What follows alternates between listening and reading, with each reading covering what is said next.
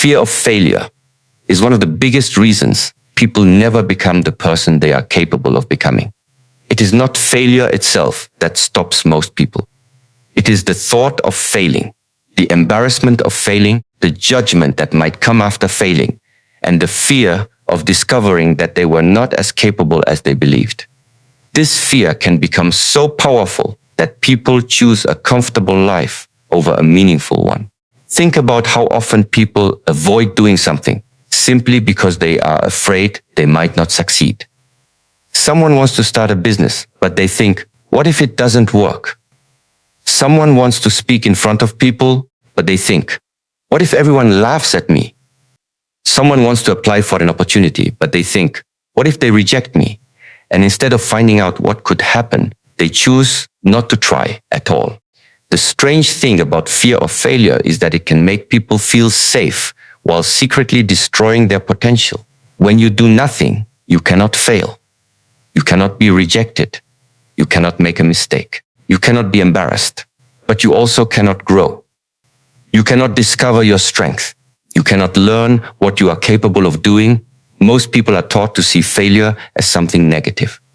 From an early age, mistakes can feel like something we should hide. We are praised when we get the right answer and criticized when we get the wrong one.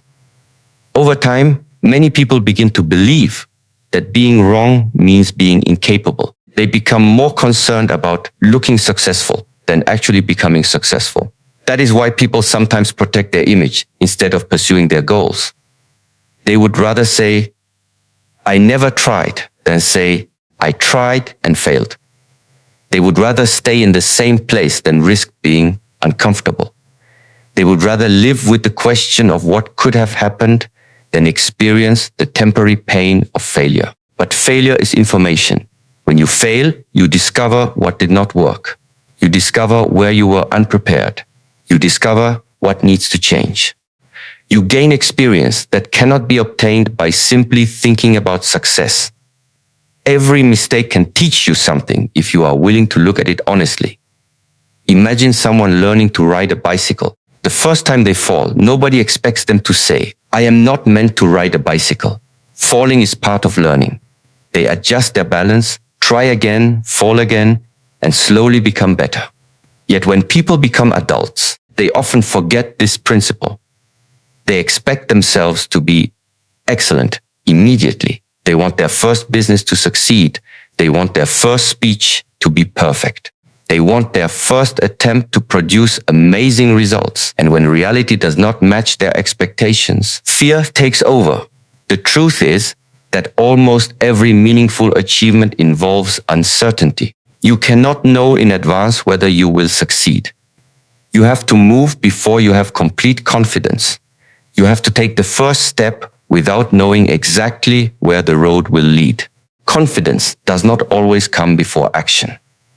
Sometimes confidence is created by action. You try something difficult, survive the mistakes, learn from the experience, and realize that failure did not destroy you. Then you become willing to try something even harder. The person who fears failure sees every mistake as proof that they should stop. The person who learns from failure sees every mistake as another lesson. One person becomes smaller because of failure. The other becomes stronger because of it. And this is where many people lose their opportunities. They spend so much time trying to avoid failure that they accidentally avoid success as well. They wait for the perfect moment. They wait until they feel ready. They wait until they have enough knowledge, enough money, enough confidence, enough support. But the perfect moment rarely arrives. There will always be uncertainty. There will always be risk. There will always be the possibility that things will not go according to plan. The question is not whether you can guarantee success. You cannot. The real question is whether you are willing to move forward, even when success is not guaranteed. Because if you allow fear to make every decision for you, your life becomes controlled by possibilities that never happened.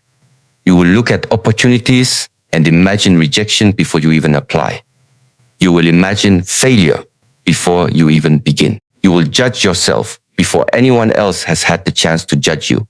And slowly, You begin to build a life around avoiding discomfort. You stop asking, what could I achieve? You start asking, discipline is one of the biggest differences between people who only dream about success and people who actually move toward it. Many people have goals. Many people have talent. Many people have good ideas, but having a goal is easy. The difficult part is doing what needs to be done when you do not feel like doing it. Most people depend heavily on motivation. When they feel excited, they work. When they feel inspired, they take action. When they watch something powerful or hear an encouraging speech, they suddenly feel ready to change their lives. But motivation is temporary.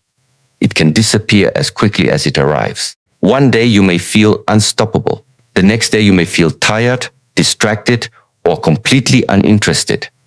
If your progress depends only on how you feel, your progress will always be inconsistent. That is where discipline becomes important. Discipline means doing what you said you would do even when your emotions are telling you to do something else. It means understanding that your feelings can change, but your commitment does not have to change with them. Imagine someone who decides they want to become physically fit. On the first day, they are excited. They buy new clothes, make a workout plan, and promise themselves they will never miss a session. But after a few days, the excitement disappears. Their body feels tired. The weather is bad. Their friends invite them somewhere. They start telling themselves that missing one day will not matter. Then one day becomes two. Two becomes a week. A week becomes a month. The goal did not disappear. The motivation did.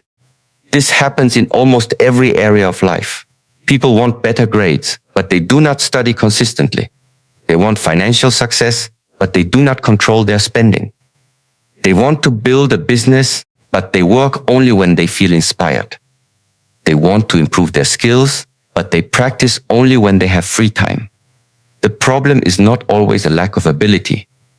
Sometimes the problem is a lack of consistency. Discipline is choosing the important thing over the comfortable thing. It is choosing to study instead of scrolling. It is choosing to practice instead of making excuses. It is choosing to wake up when you want to sleep. It is choosing to continue when nobody is watching. And that last part matters. Anyone can work hard when people are watching. Anyone can look committed when they are receiving praise. But real discipline appears when nobody is there to congratulate you. You wake up early and nobody knows. You practice for hours and nobody applauds. You reject distractions and nobody gives you a reward. You continue working even when there is no immediate result. That is how discipline is built. It is built through small decisions, repeated again and again. Many people make the mistake of trying to completely transform their lives overnight. They create massive schedules, impossible routines, and unrealistic expectations. For a few days, they follow everything perfectly. Then they become exhausted and quit. Real discipline does not require perfection. It requires consistency. You do not need to change everything at once. You need to become better at keeping small promises to yourself. If you say you will read 10 pages, read 10 pages. If you say you will practice for 30 minutes, practice for 30 minutes. If you say you will complete one important task before checking your phone, complete that task first. Every time you keep a promise to yourself, you strengthen your self-control. Every time you break a promise because you feel uncomfortable, you teach yourself that your feelings are stronger than your decisions. That is why discipline is not just about productivity. It is about identity. When you repeatedly do difficult things, you begin to see yourself differently. You stop thinking, maybe I can do this, and start thinking, I am the kind of person who does what needs to be done. That identity becomes powerful. You no longer need to negotiate with yourself every morning. You do not spend 20 minutes deciding whether you should work. You simply begin because the habit has become part of you. Of course, discipline does not mean working every second of every day. Rest is important. Recovery is important. There are moments when you genuinely need to stop and recharge. Discipline also means knowing when to rest so that you can continue performing at your best. The real enemy is not rest. The real enemy is using rest as an excuse to avoid responsibility. There is a difference between saying, I need to recover, and saying, I don't feel like doing this, so I will keep postponing it. That difference may look small, but over time it creates completely different lives. A disciplined person understands that small actions compound. One workout does not transform your body. One book does not transform your mind. One productive day does not transform your career. But repeated actions can create results that seem impossible when you look at them from the beginning. The person who studies every day eventually knows more. The person who saves consistently eventually has more financial stability. The person who practices every day eventually becomes skilled. The person who keeps showing up eventually becomes difficult to compete with. This is why discipline can matter more than motivation. Motivation asks, do I feel like doing this?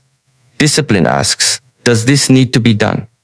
And when you start asking the second question, your behavior begins to change. You stop waiting for the perfect mood. You stop waiting for inspiration. You stop waiting for someone else to push you. You become responsible for your own progress. The difficult part is that discipline often feels boring. There is no dramatic music when you wake up early. There is no audience when you practice. There is no celebration when you choose the difficult option for the 100th time. But those ordinary moments are exactly where your future is being built. Every day gives you another choice between what is easy now and what is valuable later. The easy choice gives you immediate comfort. The disciplined choice gives you something that may not appear for weeks, months, or even years. And most people choose what feels good today. They choose the phone over the book, the excuse over the effort, the comfort over the challenge, the shortcut over the process.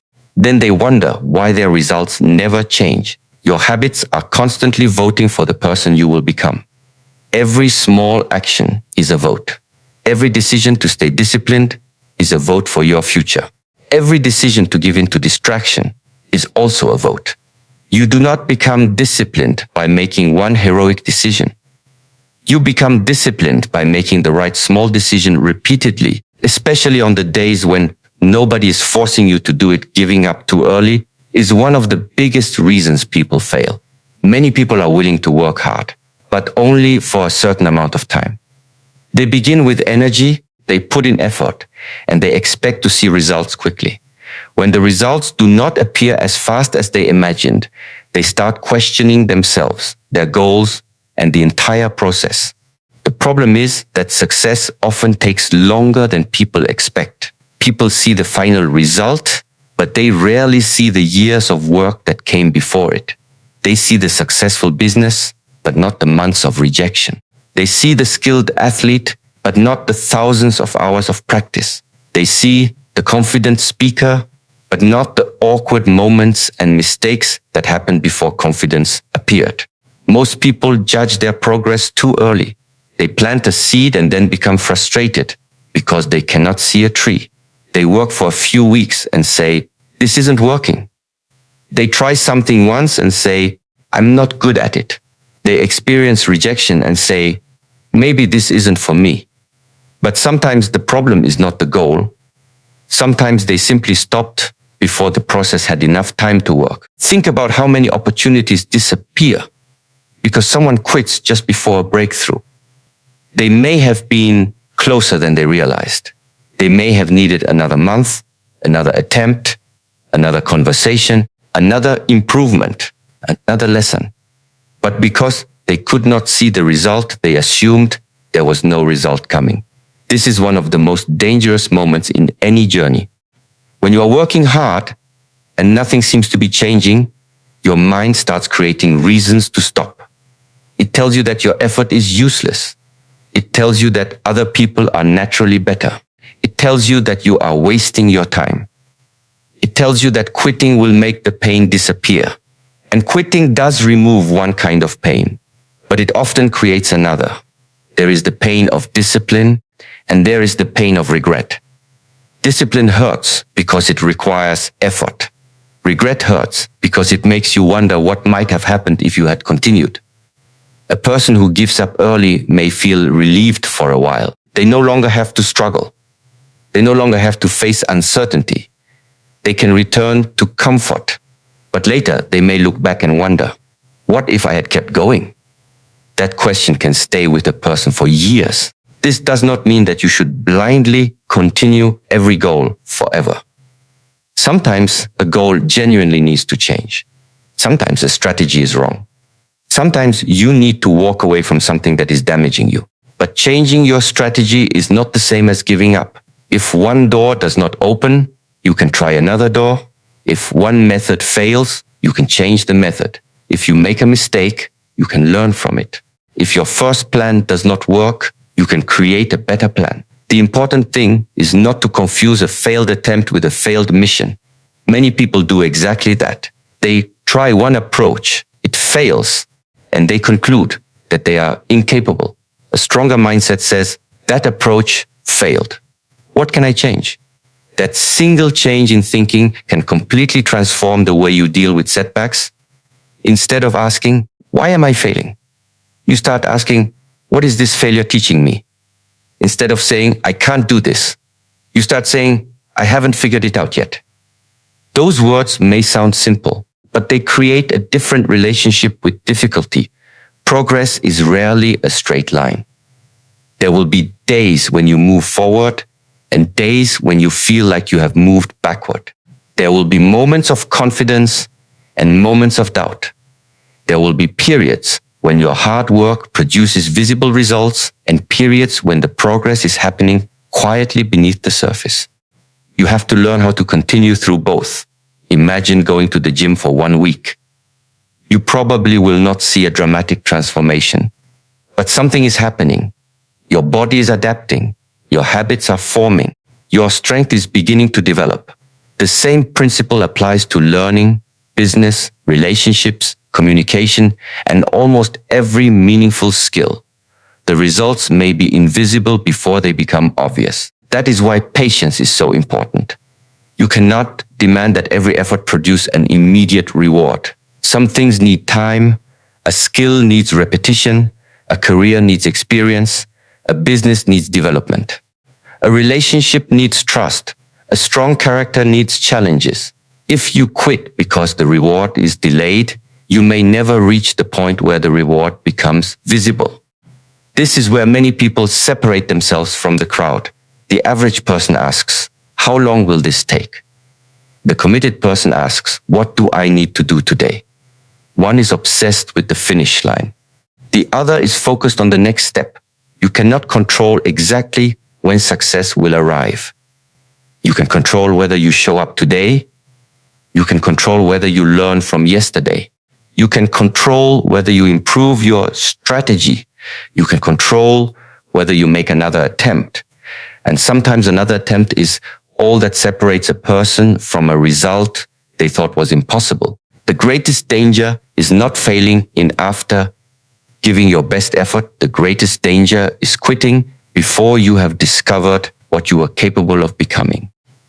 There are people who could have achieved remarkable things if they had stayed consistent a little longer. They were not necessarily less talented. They simply stopped during the part of the journey where the results were still invisible. You may be in that part right now. You may be working hard and wondering whether anyone will ever notice. You may be learning something and wondering whether you will ever become good at it. You may be building something and wondering whether it will ever succeed. You may have failed so many times that continuing feels pointless. But before you walk away, ask yourself one question. Am I truly finished or am I simply tired? Because sometimes you do not need a new dream. You need a little more patience. You need to adjust the plan, learn the lesson, take a breath, and continue moving forward. Not because success is guaranteed, but because you have not yet seen what another attempt could make possible.